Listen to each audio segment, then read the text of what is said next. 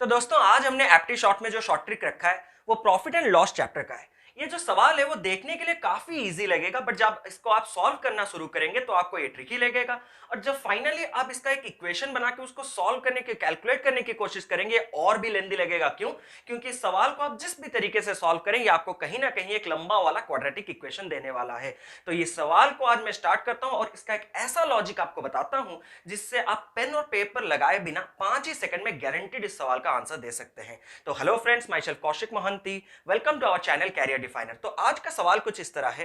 Bye selling an article for ₹144, the profit percent earned by the shopkeeper is equal to the cost price of the article, then find the cost price of the article. यानी कि इस सवाल में कुछ इस तरह कह रहा है कि अगर एक आर्टिकल को 144 रुपीज में बेचा जा रहा है तो आपका कुछ परसेंट का प्रॉफिट हो रहा है।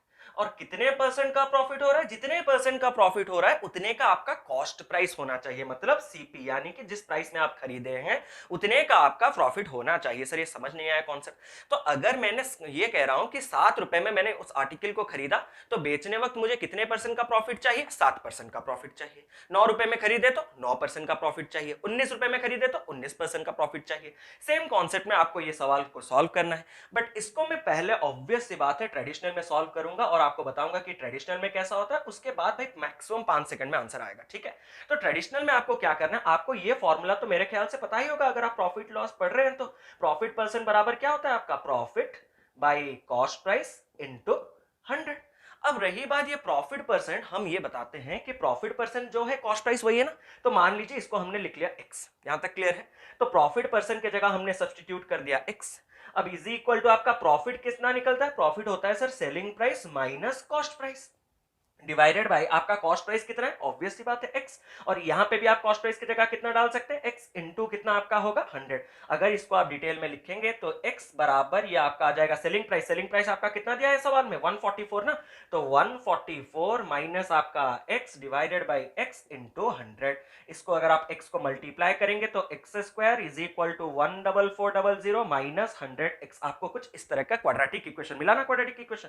एक्स स्क्वायर माइनस और यहाँ पे प्लस हो जाएगा 100x minus 14400 is equal to 0। ये क्वाड्रेटिक इक्वेशन बहुत ही भयंकर है क्योंकि इतने लंबे लंबे क्वाड्रेटिक इक्वेशन एग्जाम में भी नहीं पूछे जाते। तो ये सॉल्व करने के लिए मैं आपको बता रहा हूं कि इसी वीक में मैं आपके साथ, और इसी वीक में आपका जो आरआरबी का नोटिफिकेशन, आईबीपीएस आरआरबी का नोटिफिकेशन आउट होने वाला है, एग्जाम डेट्स के साथ वैकेंसी सब निकलने वाला है।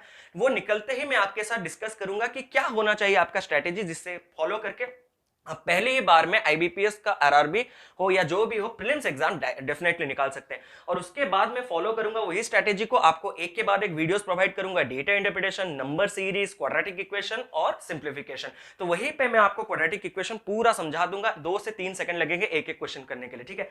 बट यहां पे जिन लोगों को पता है बस इतना कहता हूं, अगर ये सिंबल प्लस माइनस होता है तो रूट्स के सिंबल क्या हो जाते हैं? Minus plus. अब 14400 को ऐसे तोड़ना है जिसको मल्टीप्लाई करने से ये आ रहा होगा, लेकिन डिफरेंस उनके बीच में 100 आ रहा होगा। मुझे पता है ये 180 होता है, ये 80 होता है, ये क्या कैसे क्या होता है ये सब हम बताएंगे आपको डिटेल में जब हम क्वाड्रेटिक इक्वेशन आपको पढ़ाएंगे। तो यहाँ पे माइनस कभी नहीं हो सकता है, तो आंसर आपका कितना आ गया? 80। मतलब x का वैल्यू आपका 80 आ गया और x 80 आते ही आपका कॉस्ट प्राइस कितना है? 80 है। आपका आंसर खत्म हो चुका है। लेकिन इतना सॉल्व करने के लिए एग्जाम में, ये प्रीलिम्स में टाइम नहीं होता है आपके पास। मैक्सिमम 5 सेकंड से 10 सेकंड्स मैक्सिमम। तो वहां पे हम क्या करेंगे? ऑब्वियस सी बात है, पेन और पेपर नहीं लगाएंगे तो ऑप्शन के थ्रू जाना ही होगा ना भाई। तो ऑप्शंस आपके कितने हैं? पहला ऑप्शन है आपके पास 50, दूसरा ऑप्शन है आपके पास 63, तीसरा ऑप्शन है आपके पास 78 और चौथा ऑप्शन है आपके पास 80। अब अगर आप ध्यान से देखें तो 50 अगर मेरा कॉस्ट प्राइस होता, सवाल में कॉस्ट प्राइस पूछा था ना, तो अगर 50 मेरा कॉस्ट प्राइस होता तो प्रॉफिट परसेंट भी 50% का होना चाहिए। मतलब 50 रुपए में मैं 50% का फायदा रखूंगा ना। और 50% मतलब क्या होता है? हाफ। मतलब 50 रुपए में मैं 50% का, यानी कि 50 का 50% क्या होता है? 25। मतलब 50 रुपए में अगर खरीदा हूं तो प्रॉफिट मुझे डेफिनेटली 25 का रखना होगा। तो सेलिंग प्राइस मुझे कितना करना होगा? 75। लेकिन आप इस सवाल में बेच कितने में रहे? 144। कंडीशन सेटिस्फाई नहीं हो रहा है तो ये आंसर आपका कभी नहीं हो सकता है। सिमिलरली जब मैं बात करता हूँ 63 की, सर 63 का ऐसे निकालेंगे परसेंट, अरे निकालिए मत ना, थोड़ा दिमाग लगाइए। 63 का 63% आपको निकालना होता है ना प्रॉफिट निकालने के लिए, 63 का 63% डेसिमल होता है, लेकिन आपका सेलिंग प्राइस तो बढ़िया सा होल नंबर है, तो ये कंडीशन भी आपका नहीं होगा। अरे 78 का 78% भी आपका डेसिमल ही होगा, तो ये भी आपका कंडीशन सेटिस्फाई नहीं करेगा। लेकिन रही बात 80, तो अगर आप मानते हैं कि आपका अगर कॉस्ट प्राइस ₹80 है तो यहां पे प्रॉफिट परसेंट भी आपका 80% होना चाहिए। तो प्रॉफिट आपका कितना आएगा, 80% ऑफ 80। ये अगर आप कैलकुलेट करें तो ये आपको 64 आएगा, मतलब 80 में खरीदने से 64 का फायदा, तो बेचना कितने में होगा, 80 प्लस 64, जो आपको दे देगा 144। हाँ 144 हमारा यहाँ पे आया था, सेलिंग प्राइस हमारा 144 है, मतलब 80 अगर आप कंडीशन कॉस्ट प्राइस का लेंगे तभी जाके ये सेटिस्फाई होगा और आपका आंसर आएगा। ये समझाने के लिए डिटेल में लिखा था, इसीलिए वक्त लगा था, लेकिन अगर आपको ये प्रैक्टिस हो जाएगा, इसी तरह के एप्टीट्यूड मैंने पहले भी दिया था आपको, रेशियो एंड प्रोपोर्शन का एक गजब सा क्वेश्चन आपको ऑप्शन के थ्रू समझाया था। ऐसे भी आपको एप्टीट्यूड्स देते आएंगे जहां पे हम ऑप्शन के through maximum number of question solve करेंगे।